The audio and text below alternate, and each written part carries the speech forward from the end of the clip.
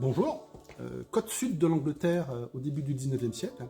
Mary Anning est une jeune fille passionnée par les fossiles qu'elle cherche avec son père pour pouvoir ensuite arrondir ses fins de mois en les vendant à des touristes. Mais le décès du père va laisser la famille dans le besoin et la contrainte de déménager, mais le père a laissé un message mystérieux avant de mourir.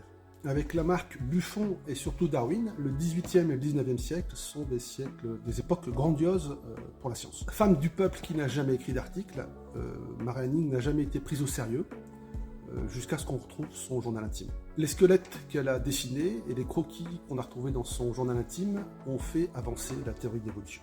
Le film d'animation de Marcel Barelli est donc fidèle à la jeunesse de Mary Anning, qui est une paléontologue autodidacte et qui a découvert son premier fossile à l'âge de 12 ans, c'était un ichthyosaure. La musique est discrète, l'animation expressive et les décors soignés, les falaises, le village du bord de mer, les costumes nous plongent dans la petite ville côtière de Mary Anning. Et c'est surtout le portrait d'une jeune fille qui veut défendre sa passion contre les contraintes sociales, les détracteurs de cette science émergente, et surtout convaincre son entourage familial. C'est pour toutes ces raisons que je vous conseille de ne pas le rater. Nous n'avons que 3 séances de ce film-là, 17, 20 et 21 septembre.